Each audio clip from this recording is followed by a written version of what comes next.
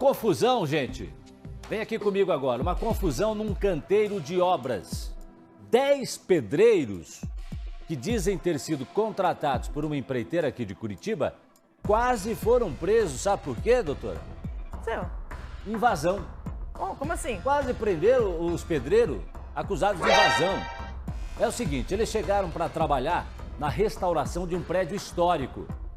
Até aí, né, aparentemente tudo bem. Os dias passaram, a reforma estava andando bem. O problema foi quando um casal apareceu no lugar dizendo que eles eram os donos de verdade do imóvel. Oi. Ó, e a situação piora, hein? Segundo os trabalhadores, até agora o pagamento não caiu na conta. Vamos entender melhor na reportagem. No local é possível ver os trabalhadores retirando entulhos e parte da estrutura desse prédio. Eles alegam que foram contratados por uma empresa para fazer esse serviço. Eu cheguei até essa vaga que ele me ligou para fazer uma entrevista aqui no Cine. Aí eu compareci, fiz a entrevista no Cine, aí ele encaminhou a gente para trabalhar ali nessa obra. Eles demoliram toda a parte de madeira do local que ficava no teto e parte do piso. Ao todo foram 10 caçambas com material removido do prédio. Parte dele ainda está no local.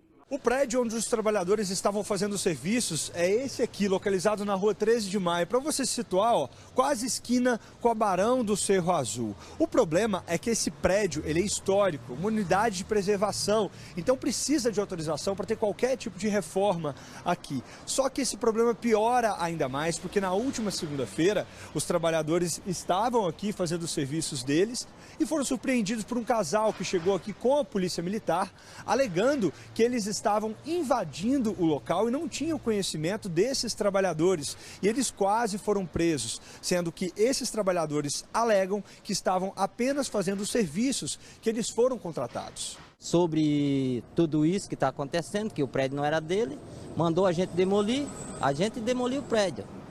Mas a gente não sabia que era um prédio tombado. A polícia chegou e expulsou a gente como se a gente fosse invasor. Que o patrão não compareceu, né, para vir dar a versão dele, não, abandonou a gente aqui, disse que estava no Rio de Janeiro, cenos que ele falava para a gente que daqui a pouco estou aí. Segundo os pedreiros, eles trabalharam mais de uma semana e foi fornecido apenas alimentação. Foi combinado os pagamentos pelos serviços de uma semana, mas segundo eles, até agora não foi feito. Só deu a alimentação, ficou faltando EPIs, etc. Mas continuamos trabalhando, e não pagou até agora. O combinado que era a gente trabalhava uma semana, que era uma semana de teste, mas só que depois dessa semana ele registrava na segunda-feira e a gente continuava o barco para frente, né? Mas até agora o cara não compareceu, não pagou nada pra gente, pegou o Pix, tudo mais, pegou a chave do Pix para todo mundo, mas não mandou dinheiro para ninguém. Ao todo, são 10 trabalhadores que dizem estar nessa mesma situação. Todos estavam desempregados, entre eles o senhor Yuri, que veio de Cuba, está há 1 ano em Curitiba e estava há 8 meses sem emprego. Neste momento não temos nem o dinheiro de todo o que gastamos em transporte, nem o salário de uma semana e um dia. Os trabalhadores, acompanhados de advogados, compareceram até a delegacia e registraram um boletim de ocorrência. A suspeita é que houve alguma fraude, né, em algum momento dessa contratação, e nós estamos aqui para formalizar o boletim de ocorrência para pedir uma investigação em cima desse caso, né, porque os trabalhadores não iam adentrar em um prédio para demolição sem uma ordem superior, que é o que aconteceu. A empresa que fez acordo com os trabalhadores é a LFCS Construtora Incorporadora e forneceu inclusive uniformes para eles, além de um papel com a documentação necessária para a contratação.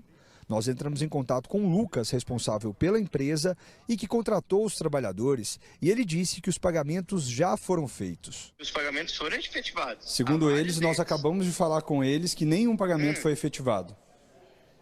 Bom, então eu tenho todos os Pix aqui, me adiciona no WhatsApp e eu te mando. Não tem problema, se você está dizendo isso. Conforme prometido, o representante da empresa enviou alguns comprovantes de pagamento, mas alguns trabalhadores alegam não ter recebido e querem o que é de direito deles. A gente trabalha porque a gente precisa. Se ele precisa do funcionário, a gente precisa do patrão, mas o patrão tem que pagar a gente, né?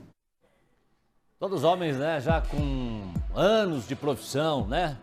trabalhadores já desgastados pelo tempo. A construção civil não é um trabalho fácil, é um trabalho que exige muito das pessoas, né? É uma situação complicada, mas parece que tem aí também uma sonora a gente vai ouvir aí o que disse o responsável pela empreiteira sobre as pessoas que se dizem donas do imóvel. Vamos ver o que ele falou.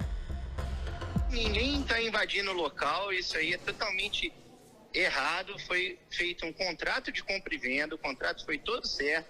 Infelizmente, um dos ex-herdeiros do local tem alguns problemas de bipolaridade ou algo do tipo, e aí surtou por conta de uma das parcelas não terem entrado o crédito dele dessa parcela e aí quis tomar uma atitude totalmente desproporcional da realidade. E sobre o caso de ser um prédio histórico, ser de preservação, no caso ali vocês pretendem fazer um prédio, mas manter a fachada?